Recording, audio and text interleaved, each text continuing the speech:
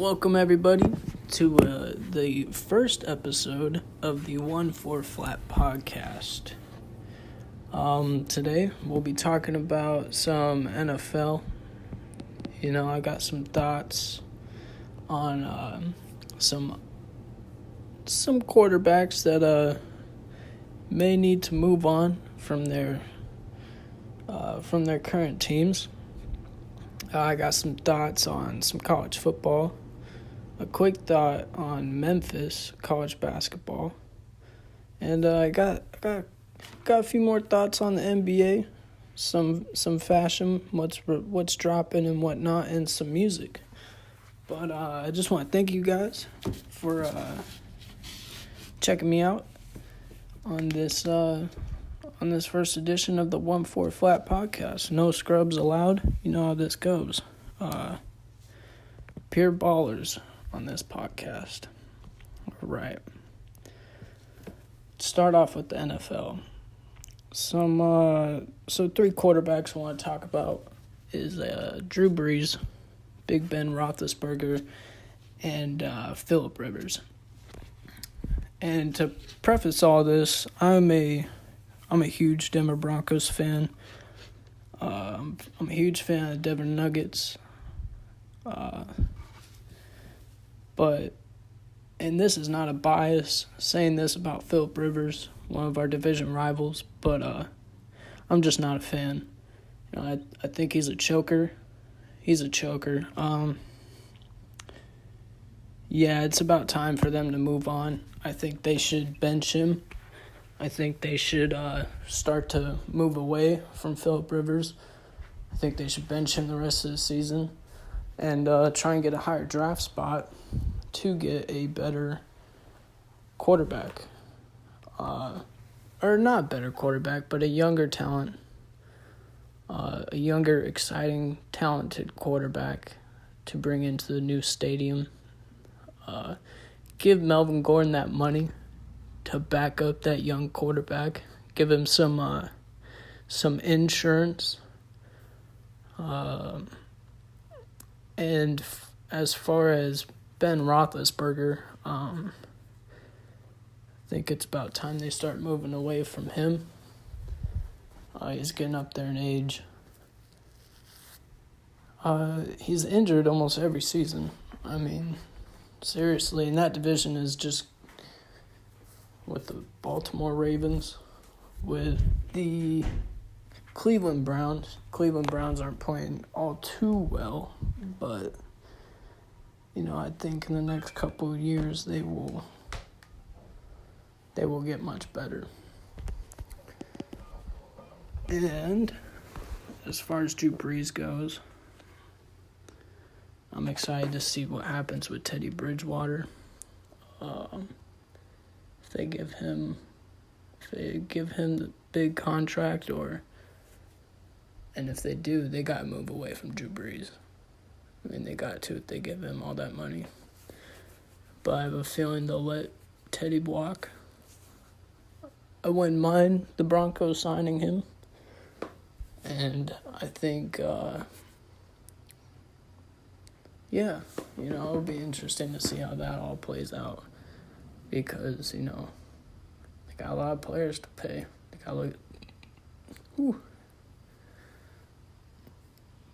They got Alvin Kamara coming up. They just paid Michael Thomas a lot of bread. Paid him a lot of chicken. And I'm not gonna talk about the AB situation. I was gonna, but it's kind of a little redundant. A little annoying. And the Myles Garrett, I was going to touch on that, but going back to Big Ben, it's pretty obvious that Mason Rudolph is not the answer. He's, in fact, a scrub. He's got scrub tendencies, scrub behavior. Not a fan. Not a fan of all. And, do I necessarily think it was wrong for Myles Garrett to swing that helmet? Yeah. But I'm a fan of it, personally. I like to see beef. I like to see physicality.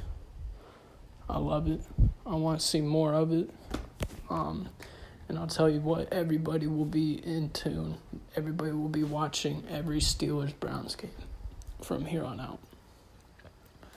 I can promise you that. But let's move to college football. And this episode is probably only going to be about 20, 25 minutes, around there. Just giving you some quick thoughts on these first couple episodes. See how this podcast, what direction I want to take it in. But anyways, college football. LSU, I'm a big fan. DBU, do not get it twisted. Florida, no sir, not DBU. Texas, no sir, not DBU. It is in fact LSU. Undisputed. I mean, there's no doubt about it. They are DBU. There's no doubt about it. They're the best team in college football. There's no doubt about it that Joe Burrow needs to be the Heisman winner. He's been the best quarterback this year on the best team. He's going to go number 1 in the NFL draft. Yeah,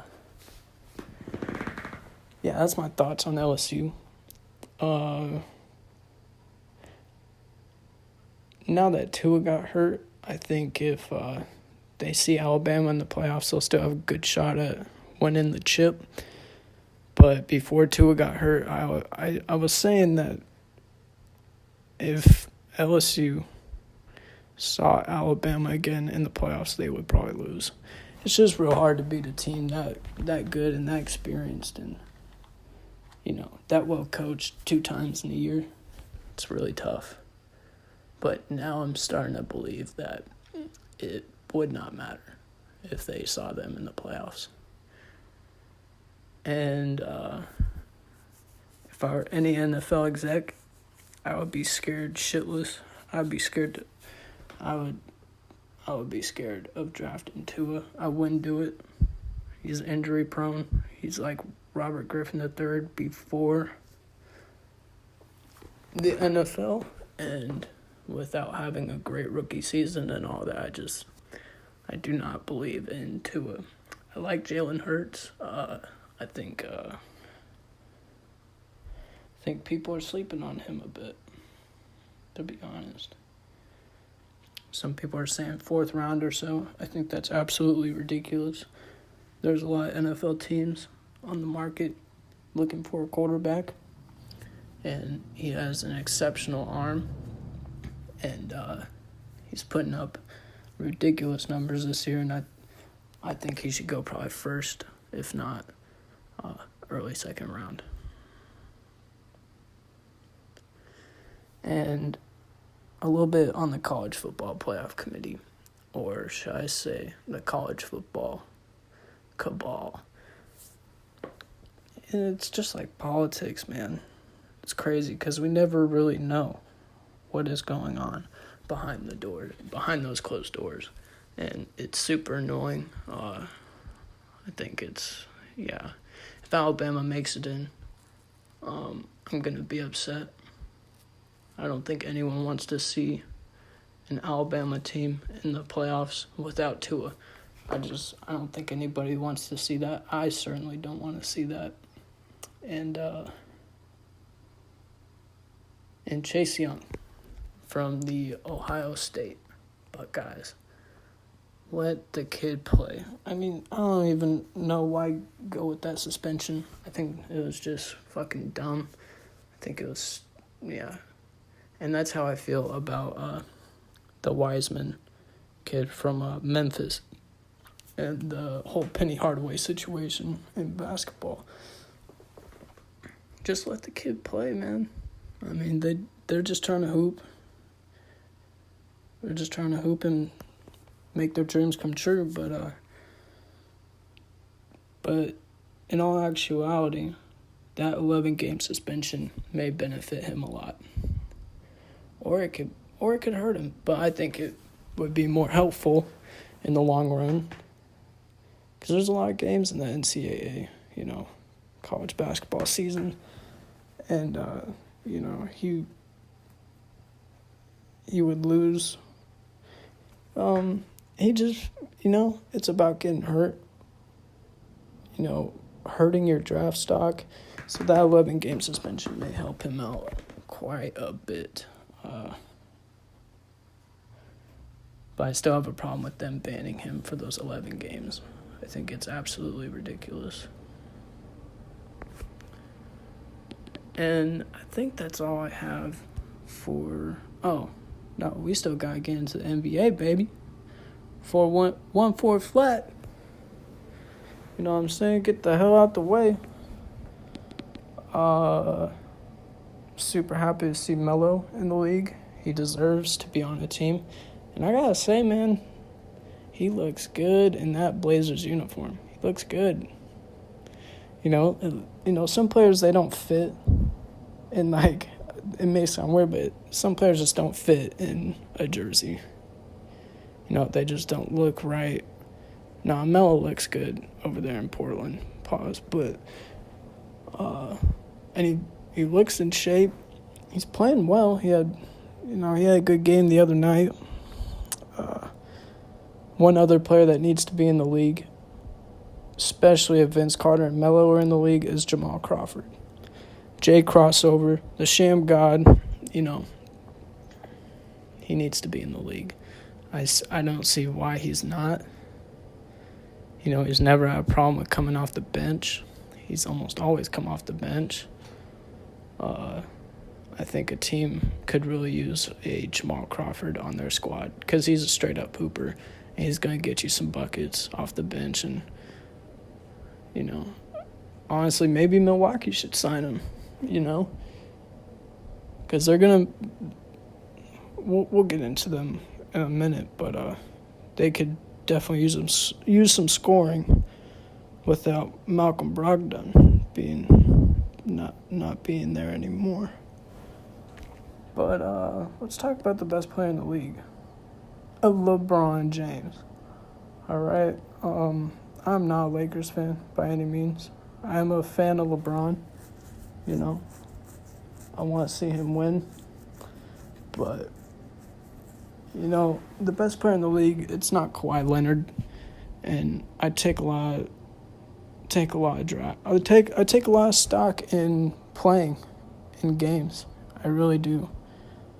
If you're missing every other game or games, a lot of games, blah blah blah blah. I don't think you should be considered the best player in the league because you're not really playing. He's an exceptional player. I would put him, Kevin Durant, and LeBron James in the top 3. Not in that order. But, yeah, I think LeBron is the best player in the NBA right now, especially with the defense he's been playing. It's definitely not Kawhi Leonard defense, but he is attempting to play defense, and you have to appreciate that. And he's just hooping. He's just balling out. And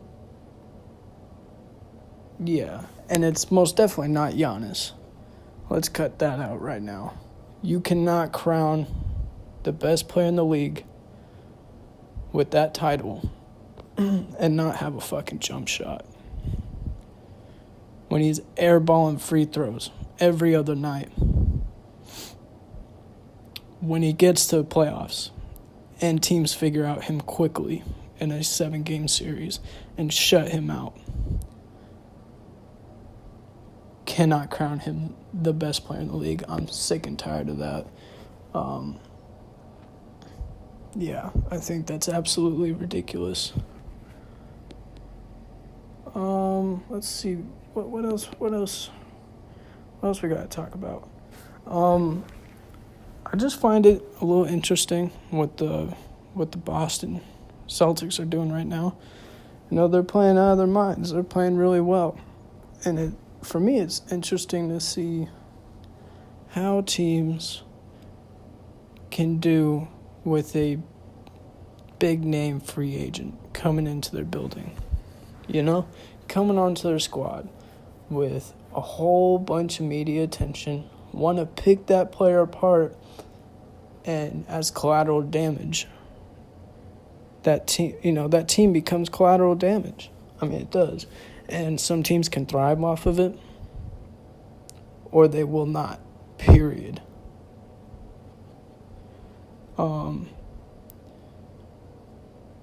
The Raptors, they thrived in it last year. They thrived. As hard as it was to trade DeRozan away, they all bought in, and they made it work. Now, do I think it helped that a lot of those players weren't super young players? Of course. It is hard for a superstar talent to go to a new team with first, second, third-year players and expect to go to the finals. I think it's a little bit of an unfair expectation. The Lakers last year did not thrive. And for the Lakers to thrive, they had to get Anthony Davis. They could not make it work with Brandon Ingram. And shout out Brandon Ingram, Duke boy. I'm a Duke basketball fan, But I did not see the jump from Brandon Ingram this soon and this big, he's hooping. He's a walking bucket right now. He's getting buckets. And that needs to be talked about more. But the Lakers needed to trade for Anthony Davis, and I think that if Kyrie didn't have any relationship problems throughout that whole Boston thing, so much drama, and they did end up trading some of that young talent for Anthony Davis. I think that would have been extremely hard to stop. I think they would be instant, I just think they would go to the finals, period. Straight up. But shout out to Kyrie. Got Kevin Durant to go to the Brooklyn Nets. And I cannot wait to see Kevin Durant come back next season and play for that squad. I think it's going to be special. And if I were the Sixers and the Bucks, I'd be scared. I would be like, this is our last year to get to the finals and to get a chip. Because when Kevin Durant comes back, it's over. Straight up. He's putting y'all in the dirt 6 feet deep. And you're not coming out until he leaves that conference. Guarantee it. Because when Kevin Durant comes back, as much as I love LeBron, he is the best player in the league. Assuming he comes back the same player after that Achilles injury. But that's how I feel about that. Some team, the Oklahoma City Thunder, man. It's not like their record is the best right now in the West, but I am surprised, and it's good. They have some quality wins. Especially after what all happened in the summer. It's interesting to see them play well. It's hard to go through that big of a change in the Western Conference and still look like a basketball team, honestly. So, Shea Alexander, finesse god, the league dripper, he's been hooping. It's interesting to see that 3-point guard, that trio, do so well with CP3, Shea, and Schroeder. Definitely pretty cool to see. But going back to, Denver teams, the Nuggets. People are disrespecting them, man. I'm not gonna sit here and take none of that. No, sir.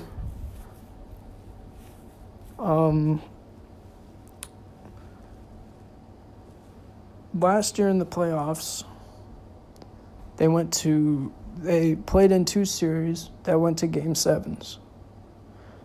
Do I think the San Antonio series should have gone to 7? No. I think they should have got them out probably in 5 or 6. But, I mean, a lot of those guys, that was their first playoffs. That was their first time going to the playoffs. And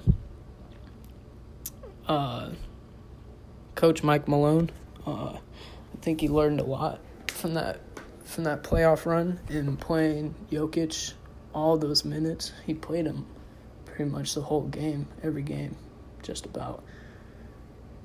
And they're good. They're a great regular season team. They will finish top 3, top 4 easily. And I think teams should worry about the Denver Nuggets going forward in the playoffs. I definitely believe that. Do I think they could knock off the Clippers and the Lakers? Probably not. Do I think they can knock off maybe the Rockets? Sure. Is that a reach? No, I don't think so. But, we'll have to see on that. I think that's it for sports that I wanted to get into.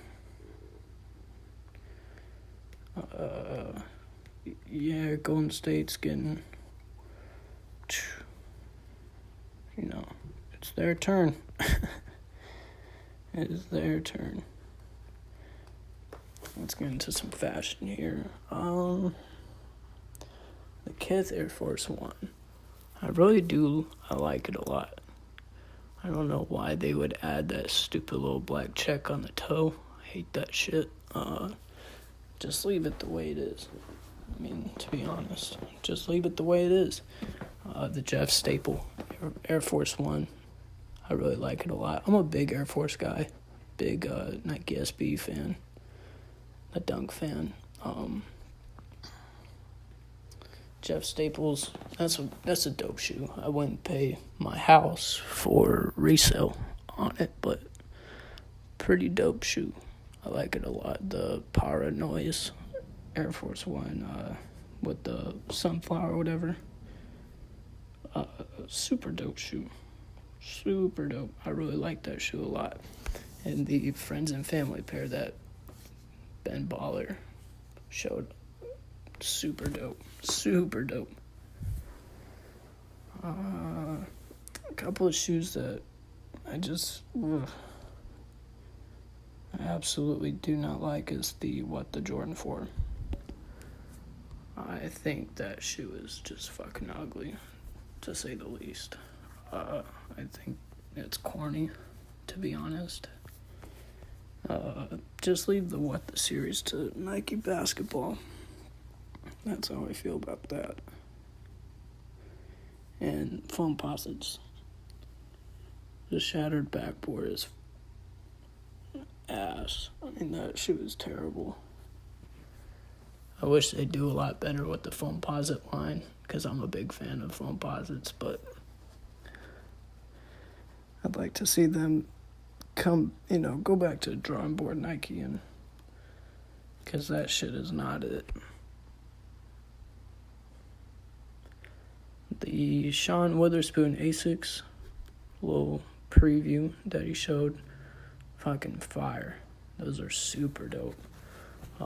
Obviously just samples at this point, but Sean always has some dope shit cooking up, so I'm sure that collab will be super dope, and I'm happy that it's not just a Nike shoe.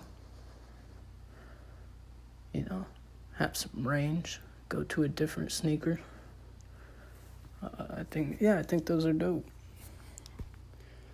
And I want to talk about brands that are not known for jewelry, doing jewelry.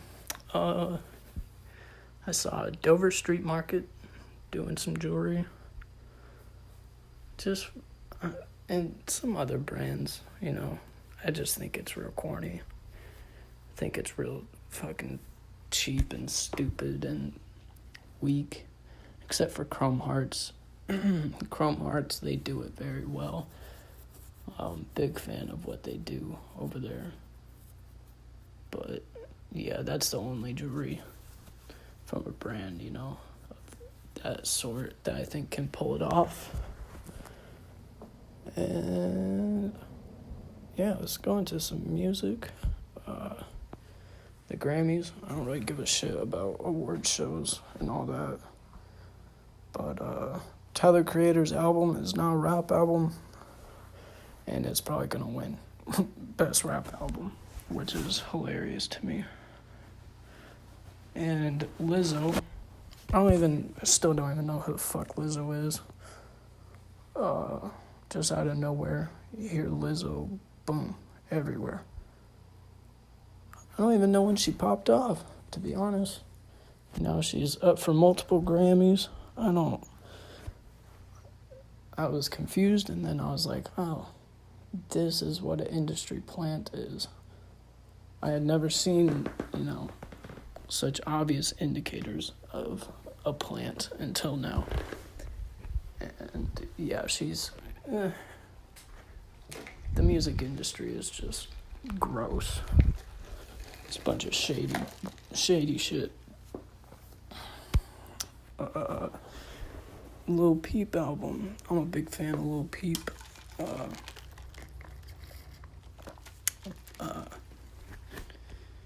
I wish his estate would just drop Hellboy, Crybaby, Castles, and all that. Just, add it to all streaming platforms. Instead of just, picking songs and just picking songs that we had already heard with a couple of songs we haven't heard and putting it on an album, I'm not a fan of. But I'll support no matter what, because I'm just a big fan of his. And Lil Mosey, man, the album is real dope. He's become one of my favorite artists. He just makes some real dope music, straight up. Partisan Fontaine, I liked his album a lot. Found out about him, probably 6 months ago or so, with that Dennis Rodman record. I just thought it was a cool bop. And he just makes some good bops, man. Some dope vibes. And Kodak Black. I hate to see it, man. Because he makes really good music. I think people sleep on his music a lot. I think his first studio album was like Painting Pictures or something like that. That is one of my favorite albums. He just has real dope content in his lyrics and just some good music overall. And sad to see him go away for a few years, And I think that's about it for this episode. So only about like 28 to 30 minutes. I've never done, this is my first take, this is my first podcast, so you guys are on the journey with me. Like, comment, subscribe, all that stupid shit. I don't really care, but leave some feedback in the comments if you hated it, if you loved it, what I could do better, what you liked. Thanks for listening to episode 1 of the 1-4 Flat podcast. And if you haven't, go check out the intro, episode 0, that I dropped earlier today. And, yeah, man, I'm out of here. No scrubs allowed. 1-4 Flat, get out the way. See you guys next week.